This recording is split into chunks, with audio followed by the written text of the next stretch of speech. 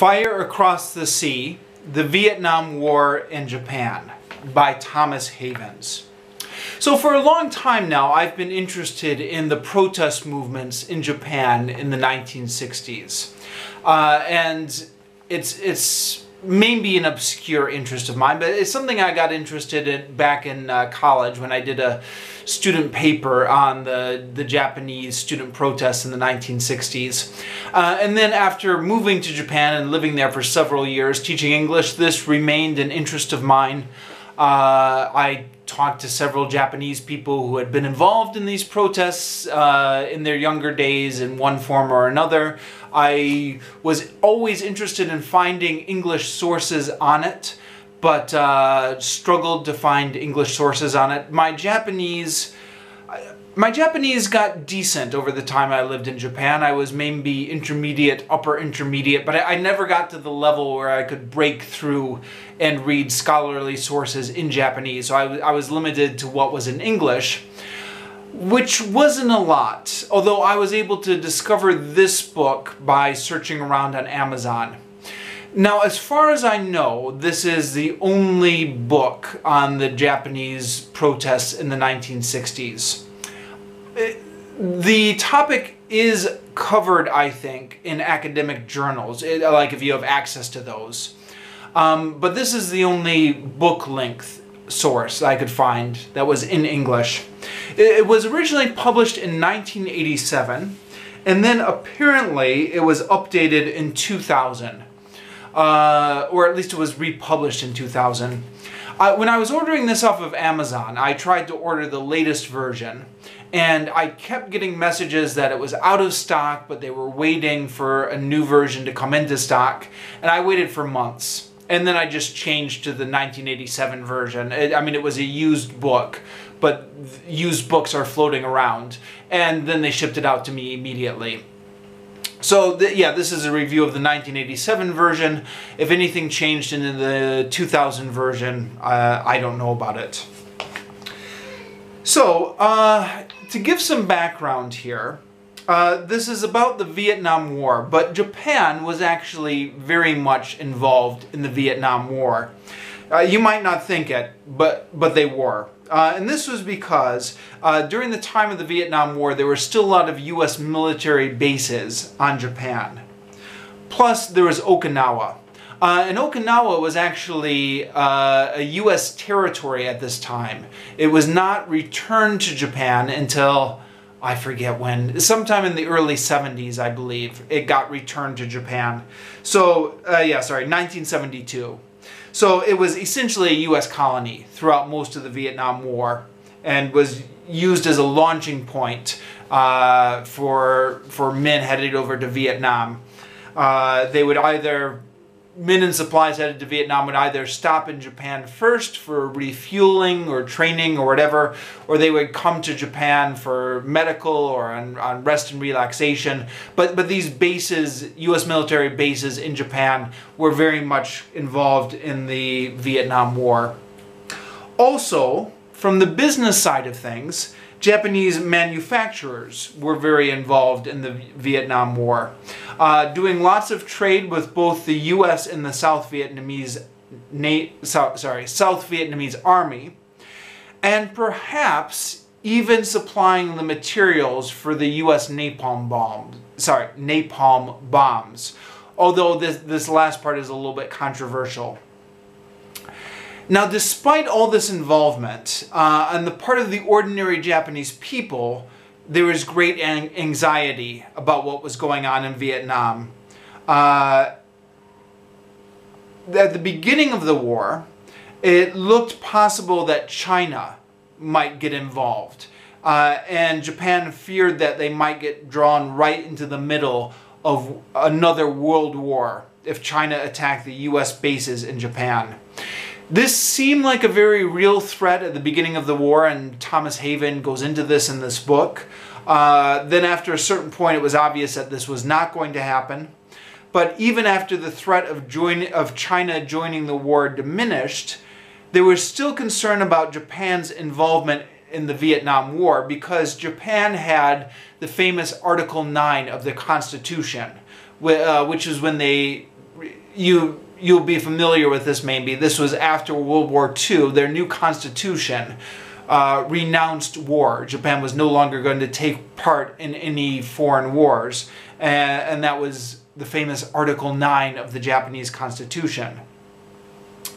The fact that Japan never sent troops to Vietnam, but the fact that they were so involved via the US bases in Japan and via the economic side of it caused a lot of anxiety among the Japanese people. And then there was the nightly news, which, as in the US, was a big factor in Japan. The nightly news showed images of the war, and the many Japanese people began to see parallels between what the Americans were doing in Vietnam and Japan's own quagmire, when Japan was in a quagmire in China 30 years before, fighting guerrilla forces in China, very similar to what was happening to the US in Vietnam. And then, as the American bombing campaign escalated, the Japanese, who had been bombed very heavily themselves during World War II, began to sympathize a lot with what the Vietnamese people were going through. And Thomas Haven points this out in his book, but the bombing campaign on Vietnam was just insane. More bombs were dropped on Vietnam during all sides of World War II for all the years of that war combined. So yeah, it was a lot of bombage being dropped on Vietnam. And the Japanese people were affected by this. Now, there are a lot of contradictions and ironies concerning Japan's involvement in the Vietnam War. Despite the tremendous opposition to the war at the citizen level, Japan's economy prospered greatly as a result of the increased trade that the war created. Havens writes, possibly the greatest long-term effect was also the most ironic. Halfway through the war, Japan replaced the United States as the leading economic power in Southeast Asia, so that America's most reluctant ally ended up as the chief beneficiary of the 8-year war to save the Saigon regime. Now, this is a short book. It's only 264 pages, or 264 pages of actual text, not counting the endnotes. But it covers a lot of ground. For example, the book deals with the legal issues surrounding Article 9 of the Japanese Constitution and its involvement in the war, the diplomatic issues with the United States, the opposition parties in the Japanese Diet and the parliamentary politics that played out over the Vietnam War, the economic side of the Vietnam War in Japan, the issues surrounding the return of Okinawa, the citizen opposition groups, the newspaper editorials at the time, Japanese newspaper reporters who were in Vietnam, public opinion, and even Japanese pop music related to the anti-war movement. Now, by the way, when I was in Japan, I was a big fan of Japanese oldies. And I amassed like a collection of all the greatest hits from year to year, and got quite into it at the time. And I was always curious, because I knew that there was a big protest movement going on in Japan about the time of the Vietnam War, as there was in the US, right?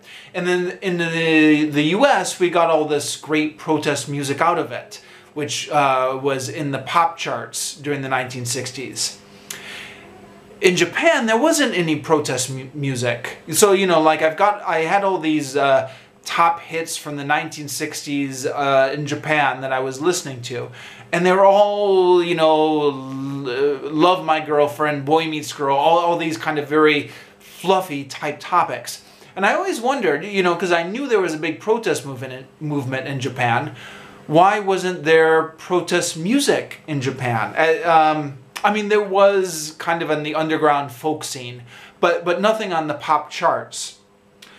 Well, this book answers that question for me. So after having read this book, they explain the whole politics behind it, and I now know why there were no anti-war songs on the pop charts.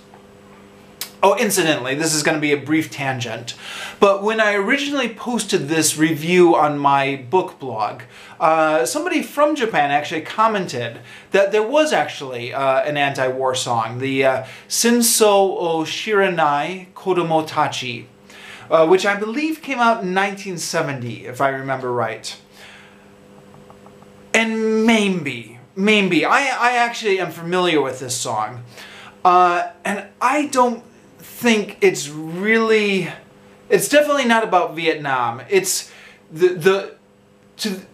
my understanding of the song is that the song is talking about the generation gap between the children born after World War II and the generation from before World War II. It's kind of implied that it's anti-war, but it's not a major theme of the song, and it's certainly nothing like to do with what's going on in Vietnam. All that said with the disclaimer that my Japanese only ever got to the intermediate level about. So, you know, if I'm missing a nuance in that song, somebody let me know. But yeah, my impression was that song was not really an anti-war song about what was going on in Vietnam. Anyways, point being, there is an awful lot in this short book. And so it does feel like you're only skimming over broader issues. You don't really get in depth with a lot, you're just kind of skimming through stuff, which in fact you are. But if you're looking for a book that provides an excellent introduction of like the whole thing that was going on in Japan during the Vietnam War, then this book is it. Now, be forewarned, it is a bit on the dry side. It's written in an academic tone. So you get the impression that this is somebody's academic thesis that they just ended up publishing as a book. But I am fascinated by the subject material, so I was willing to put up with that dry tone. And if you are also very interested in the subject material, and maybe this is a small group of people I'm talking to, but if you're interested, it's worth tracking down this book. It's not in print anymore. You have to find a used copy on Amazon or something like that. But, you know, you can track it down. Now, as in many other parts of the world, the 1960s in Japan were a time of conflict between the old established left and the new left. And this is a major theme of this book. The author highlights the ineffectiveness of the old left, the Japanese Socialist Party and the Japanese Communist Party. And he contrasts them against the new left organization like Beiheiren. Beiheiren is an abbreviation of Citizens Federation for Peace in Vietnam, which in the Japanese abbreviates to Beiheiren. Beiheiren was organized by Japanese novelist Oda Makoto and was a new kind of group which was based on decentralized principles. You could almost call them anarchist principles, I think, in which any group who agreed to their basic principles could organize events on the behalf of Beiheiren. It was based on getting ordinary citizens involved in the political process and creating a new kind of participatory democracy, but it was unaligned with any political party. Now, meanwhile, it talks in this book that the Japanese Socialist Party and the Japanese Communist Party were mainly concerned about playing politics with this war. I mean, they campaigned on it, but they were mainly concerned with expanding their seats in the Japanese Diet, which is the Japanese parliamentary body. And so they were very hostile to new groups like Beiheiren. Now, I mentioned before that this book covers just a huge amount of issues, but if there is kind of one issue that forms the overall theme of this book, it's the story of Beiheiren. And that's really where the focus of this book is. Now, I mentioned at the start of this review that I was interested in the protests in Japan in the 1960s. The protest movement, or especially the student protest movement, was actually a lot broader. As is true, I think, in the US and Europe. I mean, the Vietnam War was a big part of the student protest movement. But, you know, they were also protesting, well, everything.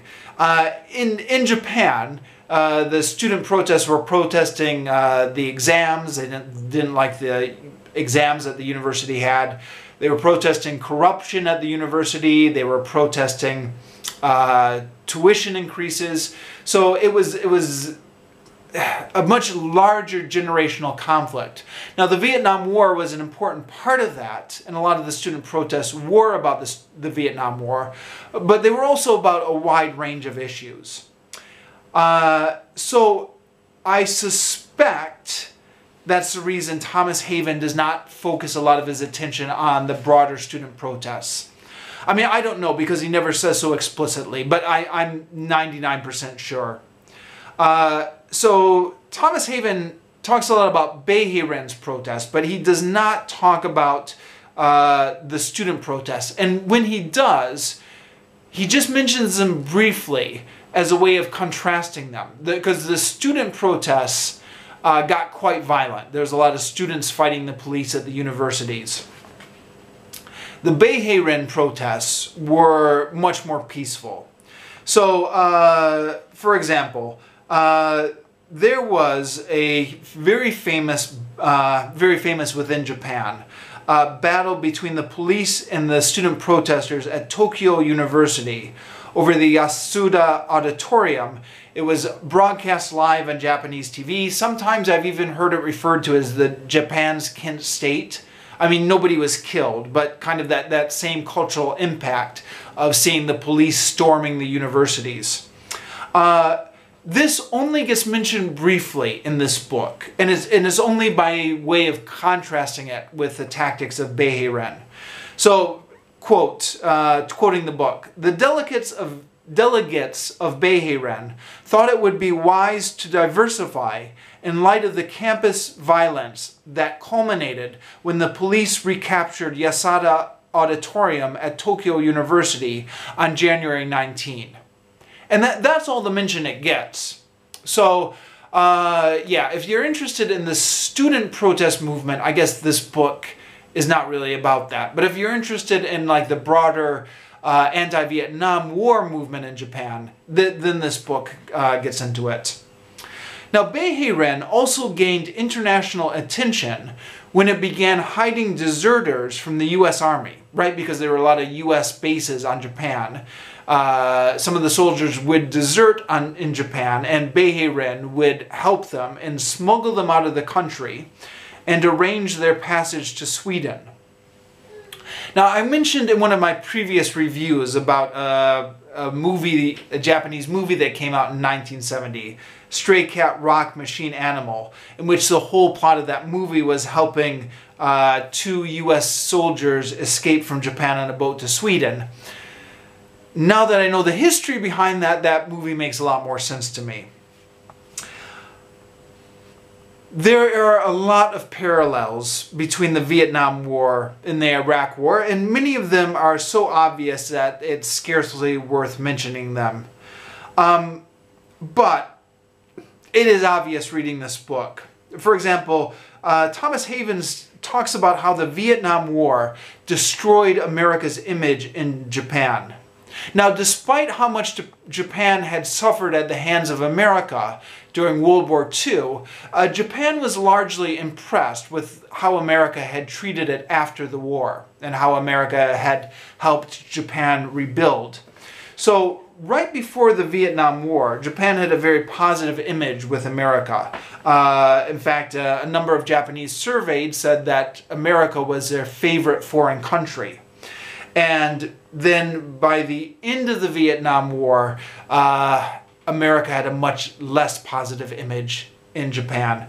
And it just is very... The first time I read this book was while the Iraq War was still going on. The parallels seemed very obvious. It's unfortunate that despite the lessons of Vietnam, we made the same mistake again in Iraq. Anyways, yeah, just to reiterate what I've been saying all along, it's a bit of a dry book and it's a bit of a niche interest, but I really found this fascinating. And if you are also interested in this period of history, I think you'll find it fascinating as well. So worth going through the trouble of tracking it down if you're interested.